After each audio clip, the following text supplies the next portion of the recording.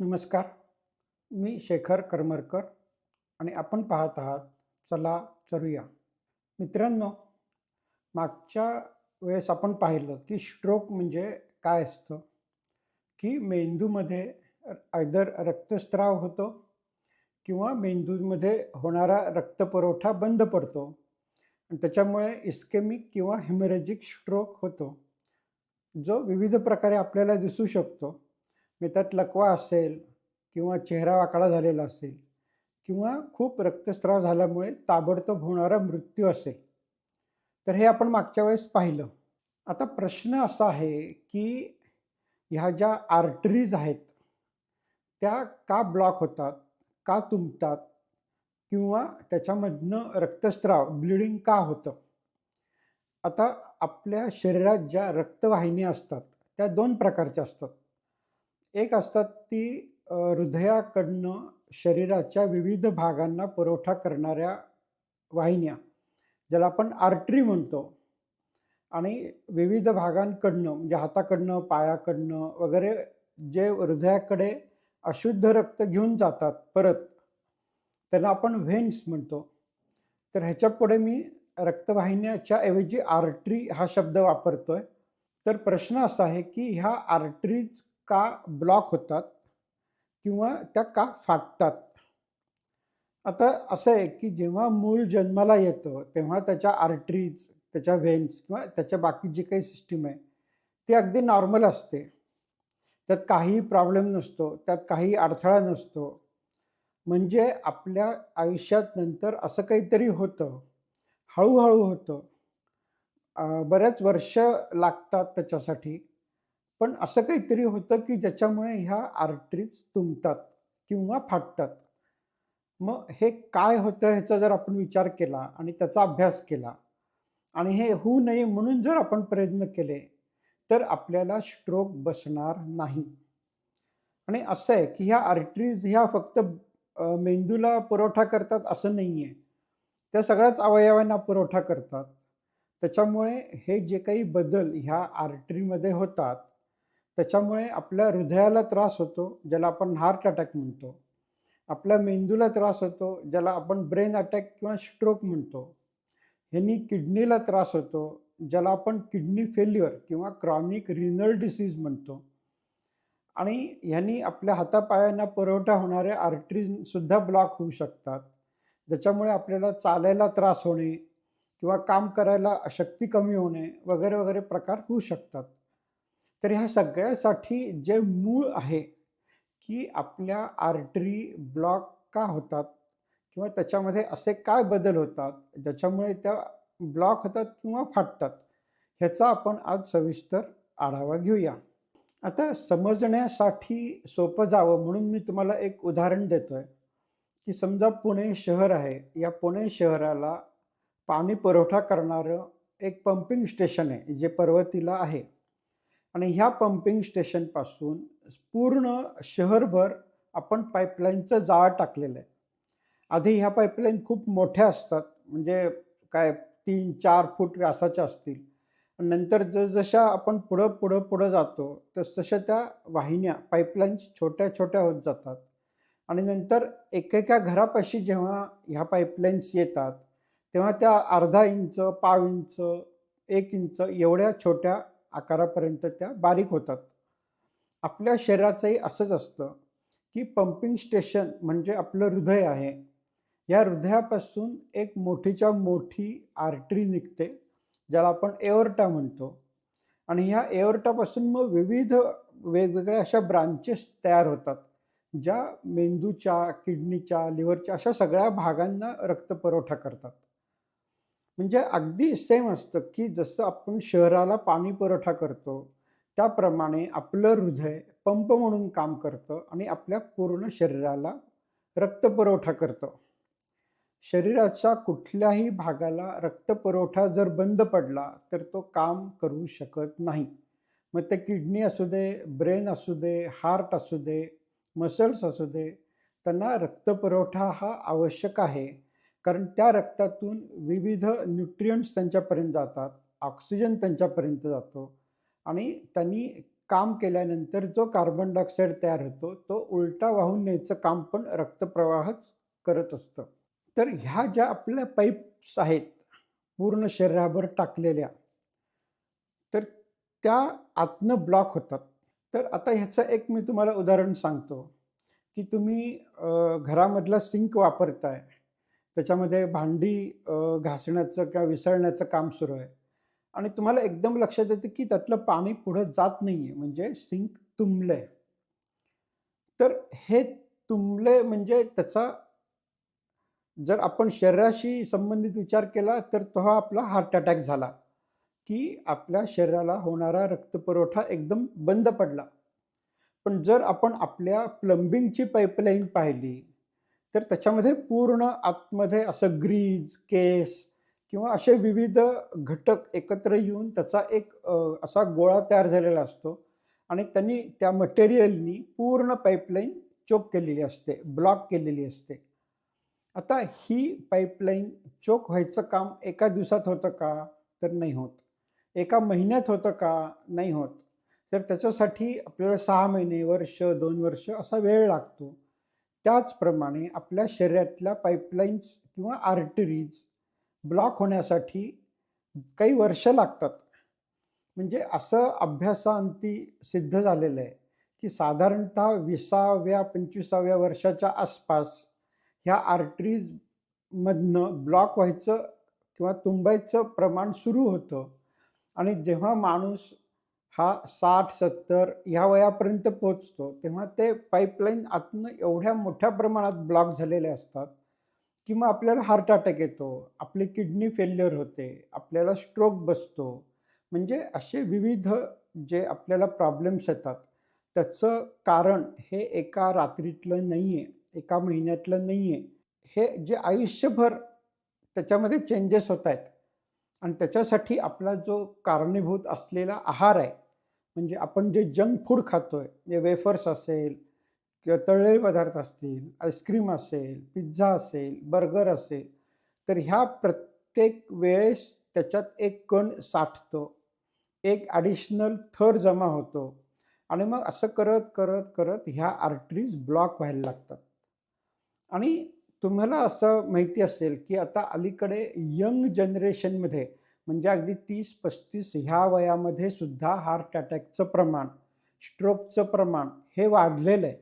आता हे प्रमाण का वाढलंय? तर हे आर्टरीज चोक होण्याचं जी प्रोसेस आहे, जी क्रिया आहे, ती फास्ट झाली आहे. तर ती फास्ट का झाली आहे?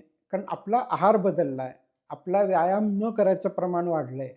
आपलं सेडेंटरी लाईफस्टाईल म्हणजे एका जागी बैठं काम असण्याचं प्रमाण वाढलंय आणि हे सगळे प्रकार ह्या आर्टरी चोक होण्यासाठी जबाबदार असतात. आणि जर हे सगळे प्रकार आपण फास्ट गतीने करायला लागलोय, तर मग आपल्या आर्टरी पण फास्ट गतीने ब्लॉक होतील. म्हणजे पूर्वी जे आर्टरीज ब्लॉक होण्यासाठी माणसं 60-70 पर्यंत पोहोचत होती, त्या आर्टरीज ब्लॉक व्हायला आता 30, 35, 40 सुद्धा पुरायला लागलंय. आणि म्हणून लक्षात घ्या मित्रांनो, की एकदा जर आपण हे समजून घेतलं, की हे असं का होतंय, तर आपण ते रिव्हर्स करू शकतो. ते थांबवू शकतो आणि त्याच्यातून आपले बाकीचे पुढचे प्रॉब्लेम्स वाचणार आहेत. म्हणजे आपली अँजिओप्लास्टी वाचणार आहे, अँजिओग्राफी वाचणार आहे, स्टेंटिंग वाचणार आहे, बायपास वाचणार आहे, डायलिसिस वाचणार आहे आणि स्ट्रोक वाचणार आहे. हे सगळे कार्यक्रम जर तुम्हाला वाचवायचे असतील किंवा तुम्हाला त्याच्यात होऊ द्यायचं नसेल, तर तुम्ही आजपासून, आत्तापासून त्याचे प्रयत्न सुरू करा. ही सीरीज मी जी बनवतोय स्ट्रोक्सवरती, तर ही 4-5 भागाची सीरीज व्यवस्थित पहा आणि तुम्हाला असं लक्षात येईल, की आपण आहारामध्ये, व्यायामामध्ये, लाईफस्टाईलमध्ये जे बदल करू, त्याच्यामुळे आपण ह्या प्रोसेस, ही तुंबायची प्रोसेस ही रिव्हर्स करू शकतो. ह्याचं मी नंतर तुम्हाला उदाहरण देणार आहे माझ्या पेशंटचं, की त्याला कसा फायदा झाला ह्या प्रोसेसचा. तर एवढं लक्षात घ्या, की हे आर्टरी तुंबायचं जे प्रमाण आहे किंवा आर्टरी फाटायचं जे प्रमाण आहे, ते आपण एका पर्टिक्युलर पॉइंटपर्यंत रिव्हर्स करू शकतो. त्याचा प्रवास आपण उलटा करू शकतो. त्यामुळे आजपासूनच आपण आहाराकडे लक्ष देऊया. आपण काय खातो त्याचा विचार व्यवस्थित करूया आणि हे पुढचे येणारे प्रॉब्लेम्स आजच वाचवूयात. आता आपण हे बघूया की ही आर्टरी जी तुंबते त्याची ॲक्च्युअल प्रोसेस काय असते. तर नॉर्मल आर्टरी जी असते त्याचा आपण जर क्रॉस सेक्शन म्हणजे ती पाईपलाईन आडवी कापली आणि बघितली तर ती कशी दिसते. तर त्याच्या आतमध्ये पोकळी असते ज्याला आपण ल्युमेन म्हणतो, त्याच्यामधून रक्त वाहत असतं आणि त्याचे जी आतलं अस्तर ज्याला म्हणतो आपण, आतली लाइनिंग, ती इतकी छान आणि स्मूथ असते की रक्तप्रवाह त्याच्यातून जाताना त्याला थोडासुद्धा अडथळा होत नाही, की त्याचा जो स्ट्रीम आहे, त्याचा जो फोर्स आहे तो अतिशय व्यवस्थित चाललेला असतो. त्यात कुठेही इकडं-तिकडं करंट्स नाही आहेत किंवा इकडे-तिकडे ते फिरत नाही आहे. कारण कसं असतं की समजा एक नदीचा प्रवाह आहे आणि त्याच्या जो बेड आहे म्हणजे त्याची जी खालचा तळ आहे तो जर व्यवस्थित आहे, एकदम स्मूथ आहे, तर पाणी व्यवस्थित जातं. पण जर त्या बेसला नदीच्या तळाशी एखादा मोठा दगड असेल, तर होतं काय, की हा जे पाणी जात असतं तिथे एक भोवरा तयार होतो आणि मग तिथं पाणी गोल, गोल, गोल फिरून मग पुढे जातं. त्याप्रमाणे जर ह्या आपल्या पाईपलाईनमध्ये जर काही अडथळा आला, काही उंचवटा तयार झाला, तर मग होतं काय, की तिथे रक्त गोल-गोल फिरून मग ते पुढे जातं आणि मग जेव्हा हे रक्त गोल-गोल फिरत असतं, तेव्हा त्यातल्या ज्या लाल रक्तपेशी आहेत त्या दगडावरती किंवा त्या अडथळ्यावरती आदळून फुटतात. मग त्याला आपण म्हणतो आतमध्ये ब्लीडिंग होतं त्याच्यामध्ये किंवा मग ती प्रोसेस वाढत जाते. तर नॉर्मली जे असतं, की ही आतली लाइनिंग आहे ती अतिशय स्मूथ असते आणि ही स्मूथ लाइनिंग ही फार आवश्यक आहे आपल्या शरीराला एकंदरीत रक्तपुरवठा होण्यासाठी. नंतर त्याची जी दुसरी लेयर आहे म्हणजे ह्या लाइनिंगच्या वरती, ती असती मसल लेयर. म्हणजे जसं आपल्या बायसेप्स, ट्रायसेप्स वगैरे मसल असतात, तशा प्रकारच्या मसल त्या लेयरमध्ये असतात. परंतु त्या मसल आपल्याला कंट्रोल करता येत नाही आपल्या इच्छेनुसार. जसं आपले हातपाय आपण इच्छेनुसार हलवू शकतो, तशा त्या मसल्स आपल्या इच्छेनुसार हलत नाहीत. त्याला आपण म्हणतो इनव्हॉलंटरी मसल्स. तर तशा प्रकारच्या त्या मसल असतात. आता ह्या मसलचं काम तिथं काय असतं, की जेव्हा रक्त येतं, म्हणजे रक्त कसं येतं, की ते नदीसारखं कंटिन्युअस नाही येत. ते पल्समध्ये येतं. म्हणून आपण नाडीला पल्स म्हणतो. वेव्हसारखं, की येतं आणि मग थांबतं, पुन्हा येतं आणि थांबतं. म्हणजे जेव्हा आपलं हृदय हे आकुंचन पावतं, तेव्हा त्याची पल्स तयार होते. ती पल्स ही पूर्ण शरीरभर पसरते आणि जेव्हा एखादा पर्टिक्युलर पॉइंटपाशी त्या आर्टरीमध्ये ती पल्स येते, तेव्हा ती आर्टरी प्रसरण पावते. त्या येणाऱ्या रक्ताला आतमध्ये घेण्यासाठी आणि तो रक्ताचा प्रवाह पुढे गेला, की पुन्हा ती आपल्या आधीच्या डायमीटरला येते. म्हणजे काय होतं, की ही आर्टरी ही नुसती एका जागी बसलेली पाईपलाईन नाहीये. लोखंडाची असल्यासारखी किंवा काँक्रीटची असल्यासारखी. तर ही पाईपलाईन जी आहे ती सिलिकॉनसारखी आहे, असं गृहीत धरा. तर जेव्हा तो प्रवाह येतो, तो फ्लो येतो, पल्स येते, वेव्ह येते, तेव्हा ही आर्टरी मोठी होते, मग पुन्हा छोटी होते, मग पुन्हा मोठी होते, पुन्हा छोटी होते. असं जितक्या वेळा म्हणजे मिनिटातनं समजा 70 वेळा आपलं हृदय ठोके पडत असतील, तर मिनिटातनं 70 वेळा प्रत्येक आर्टरीचा प्रत्येक भाग हा मोठा होतो, छोटा होतो आणि असं हे सारखं कंटिन्यूअस चालू असतं.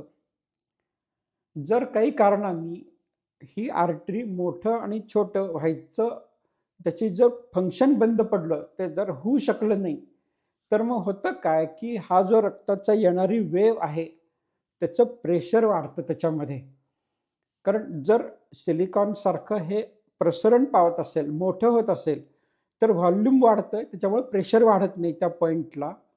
पण जर ही आर्टरी वाढू शकली नाही, तर तिथं प्रेशर वाढतं आणि जर आपल्या अशा आर्टरीच्या किती असतं, अशा काही मीटर्स असतात आपल्या पूर्ण अंगामध्ये आणि त्याच्यापैकी समजा 30% 40% आर्टरी अशा झाल्या, की त्या स्क्लेरोटिक स्क्लेरोटिक म्हणजे त्या अशा टणक झाल्या, कठीण झाल्या आणि जर त्या प्रसरण पावायची त्यांची क्षमता संपून गेली, तर मधलं प्रेशर जास्त वाढतं. कारण ते वाढल्याशिवाय हृदयाला शेवटपर्यंत रक्तपुरवठा करता येत नाही. ते प्रेशर आवश्यक असतं. म्हणून मग आपल्याला ब्लड प्रेशरचा त्रास होतो, ज्याला आपण हायपर टेन्शन म्हणतो. हायपर म्हणजे वरती चढलेलं. म्हणजे आपण हायपर मार्ट बघितलं म्हणजे आधी छोट्या दुकानापेक्षा मोठं दुकान असं. तर हायपर म्हणजे जास्त. तर हायपर टेन्शन म्हणजे जेव्हा आपलं ब्लड प्रेशर जास्त होतं, त्याला आपण हायपर टेन्शन म्हणतो. आणि हे हायपर टेन्शनचं मुख्य कारण असं आहे, की आपल्या ज्या पाईपलाईन आहेत, आर्टरी आहेत, यांची मोठं आणि छोटं व्हायची क्षमता संपून गेलेली आहे. आता ही क्षमता का संपते? तर आपण जसं बघितलं, की आतमध्ये जे स्मूथ लायनिंग आहे, तर त्याच्यावरती सुरुवातीला फॅटी स्ट्रिक्स म्हणजे फॅट किंवा चरबीच्या स्ट्रिक्स म्हणजे समजा एखाद्या भिंतीवरती आपण शेण फासलं, तर ते कसं दिसेल? तर त्या प्रकारचं फॅट फासलेलं त्या आर्टरीच्या आतल्या लेयरवरती तयार होतं. त्याला आपण म्हणतो फॅटी स्ट्रिक्स. स्ट्रिक्स म्हणजे असं ओढलेली रेघ. तर एकदा ही स्ट्रिक तयार झाली, की मग तिथे जो रक्तप्रवाह असतो, त्याला डिस्टर्ब तयार होतो. त्याच्यात वेगळे करंट्स तयार होतात. ते गोल-गोल आवर्त किंवा प्रत्यावर्त फिरायला लागतात. आणि मग काय होतं, की मग तिथे इंजुरी वाढत, वाढत, वाढत, वाढत जाते. मग तिथे इंजुरी रिकव्हर करायला म्हणून काय होतं, मग तिथं फायब्रोब्लास्ट येतात, कोलॅजन फायबर्स येतात, वेगवेगळ्या न्यूट्रोफिल्स येतात. म्हणजे हे हे मी डिटेलमध्ये नाही सांगत आहे. फक्त एवढंच आपण लक्षात घेऊया, की एकदा तिथे फॅटी स्ट्रिक्स झाल्या आणि तिथे इंजुरी व्हायला सुरुवात झाली, की मग तिथे मोठे, मोठे, मोठे अडथळे वाढत जातात.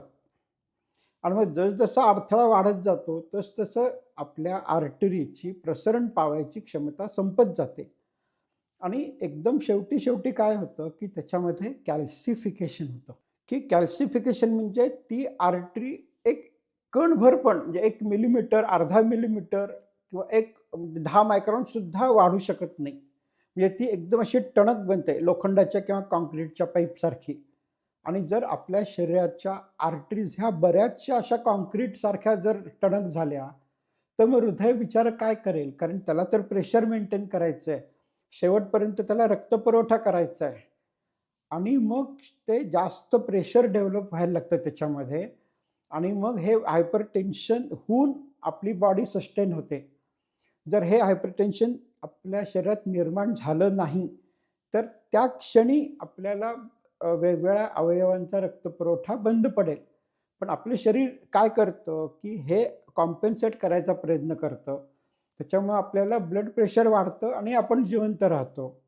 पण ह्या ब्लड प्रेशरचे वेगळे इफेक्ट्स असे होतात, की ह्याचा हृदयावरती लोड येतो. त्यामुळं हृदयाचे स्नायू मोठे, मोठे, मोठे होत जातात. म्हणजे एकीकडे हृदयाच्या स्नायूची लागणारी डिमांड वाढतीये. त्याला ऑक्सिजन जास्त लागतो आणि ह्या आर्टरीमध्ये जे होणारे ब्लॉक आहेत, चेंजेस आहेत, ते हृदयाला सप्लाय करणाऱ्या आर्टरीमध्ये सुद्धा होतात, ज्याला करोनरी आर्टरीज म्हणतात. त्याच्यामुळे हृदयाचा डिमांड एका बाजूने वाढलाय आणि सप्लाय दुसऱ्या बाजूने कमी झालाय. तर मग हृदयाचा पुरवठा एका पॉइंटला थांबतो आणि मग आपल्याला हार्ट अटॅक येतो. त्याच्यामुळे हे आर्टरीमध्ये होणारे जे चेंजेस आहेत, त्याच्यामुळे आपल्याला ब्लड प्रेशर होतं, किडनी फेल्युअर होतं, हार्ट अटॅक येतो, स्ट्रोक बसतो आणि सगळे प्रॉब्लेम्स तयार होतात. त्याच्यामुळे आपण हे आर्टरी जर आपण चांगल्या ठेवल्या, शाबूत ठेवल्या, त्या इलॅस्टिक ठेवल्या, प्रसरण पावतील अशी त्याची क्षमता शाबूत ठेवली, तर आपल्याला बाकीचे पुढचे कुठलेही प्रॉब्लेम येणार नाहीयेत. नंतर त्याच्यात अजून वेगवेगळे काय परिणाम होत असतात त्या आर्टरीवरती, की एखाद्या ठिकाणी हा जो टुन्नू आहे, कठ्ठा आहे किंवा आतमध्ये येणारा अडथळा आहे, तर तो वाढला, तर त्याच्यामध्ये काय होतं, की आतमध्ये ते फाटतं. ती जो अस्तर आहे, आतला लेयर आहे, तो फाटतो. त्याला म्हणायचं डायसेक्शन आणि एकदा ते डायसेक्शन सुरू झालं, की मग त्या जी चर पडलेली आहे, त्याच्यामधून ब्लडचं प्रेशर तर असतंच कंटिन्युअस चालू असलेलं, तर ते ब्लड आतमध्ये घुसतं आणि मग काय होतं, की त्याची जी भिंत आहे त्या आर्टरीची, ती तिथे वीक होत जाते आणि मग त्या आर्टरीवरती एक फुगा तयार होतो. त्या फुग्याला आपण म्हणतो एन्युरिझम.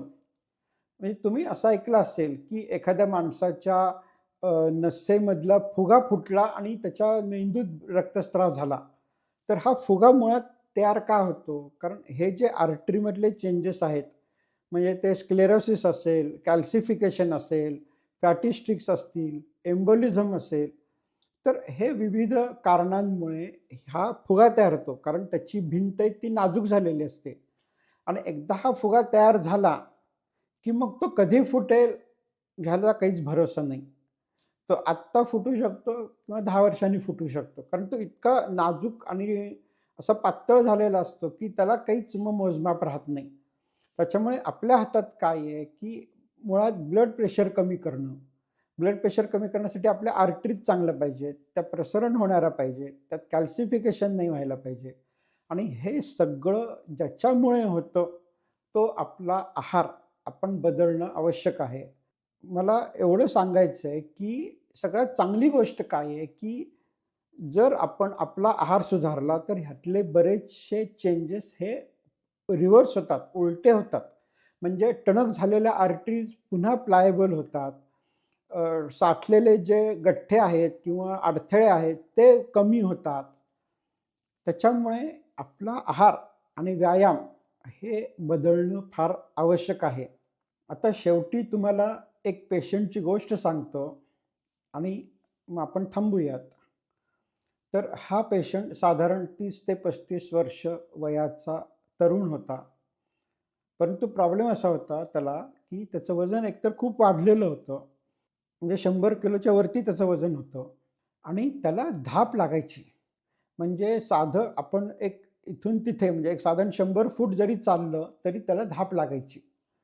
म्हणजे ह्याचा अर्थ काय होता, की त्याच्या हृदयाला होणारा पुरवठा हा कमी पडत होता कुठेतरी. त्याच्यामुळे जेव्हा तो काही एक्सरसाइज करायला जायचा, तेव्हा त्याचा हृदयाचा पुरवठा एका क्रिटिकल पॉइंटला येऊन थांबायचा, की ज्याच्यापुढे तो वाढू शकत नाहीये. त्याच्यामुळे मग त्या पॉइंटला त्याला धाप लागायची आणि हा पॉइंट इतका खाली आला होता, की त्याला 100 फूटसुद्धा चालता येत नव्हतं. जर ही कंडिशन अशीच राहिली असती, तर त्याला काही दिवसांनी हार्ट अटॅक आला असता. म्हणजे अगदी 2-3 वर्षाच्या आत. कारण त्याच्या हृदयाचा पुरवठाच होत नाहीये नीट त्याला आणि तो पुन्हा कमी, कमी, कमी होत जातोय. मग नंतर आम्ही काय केलं, की त्याच्या आहारामध्ये बदल केले, त्याच्या व्यायामाचे बदल केले. लकीली त्यांनी दिलेले सगळे सल्ले पाळले. त्याचं वजन 10 किलोनी साधारण 2 महिन्यात कमी झालं आणि मग 2 महिन्यांनी मी त्याला विचारलं, की "आता धाप कशी आहे?" तर तो म्हटला, "कुठली धाप? कसली धाप? म्हणजे मला आता काहीच धाप लागत नाहीये." म्हणजे झालं कसं, की हे जे आहारामधले बदल झाले, त्याच्यामुळे त्याच्या आर्टरीच्या आतमधले असलेलं फॅट हे कमी झालं. आर्टरी चांगल्या झाल्या, त्याच्यामधनं होणारा पुरवठा चांगला झाला. त्याच्या हृदयाची क्षमता वाढली आणि त्याची धाप बंद झाली. ही इतकी साधी गोष्ट आहे. परंतु मुख्य काय आहे, की जर आपल्याला अशी धाप लागत असेल, तर काहीतरी चेंज करा. म्हणजे कसं आहे माहिती आहे का, हार्ट अटॅक म्हणा किंवा किडनी फेल्युअर म्हणा, हे एका रात्रीत नाही होत. आपलं शरीर आपल्याला सांगतं, बऱ्याच वेळा सांगतं, की काहीतरी प्रॉब्लेम आहे. धाप लागतेय म्हणा किंवा फारसं दम दम लागतोय, फार काम होत नाहीये किंवा काहीतरी प्रॉब्लेम येतोय. हे असं चाललेलं असतं 1 वर्ष, 2 वर्ष, 3 वर्ष आणि नंतर कुठेतरी तो हार्ट अटॅक येतो. त्याच्यामुळे आधीचे जे आपल्याला प्रॉब्लेम्स आहेत, तेव्हा आपण जर त्याच्यावरती काम करायला सुरुवात केली, तर हे चेंजेस रिव्हर्स होऊ शकतात, उलटे होऊ शकतात आणि आपल्याला त्याच्यापासून फायदा होऊ शकतो. जर तुम्हाला असं काही होत असेल किंवा तुम्हाला माहिती असतील, की असं तुमच्या नातेवाईकांना आहे किंवा कोणाला काही सल्ला पाहिजे असेल, तर माझ्या वेबसाईटवरती जा, तिथे कॉन्टॅक्ट फॉर्म भरा आणि मग मी तुम्हाला व्यवस्थित सल्ला देऊ शकेन. तुम्हाला काय वाटतं हे कमेंट बॉक्समध्ये जरूर लिहा आणि ही स्ट्रोकची सीरीज आपण चालू ठेवतोय. अजून 2-3 एपिसोड्स तरी सहज होतील त्याच्यामध्ये. त्याच्यामुळे हे सगळे भाग व्यवस्थित बघत राहा. धन्यवाद.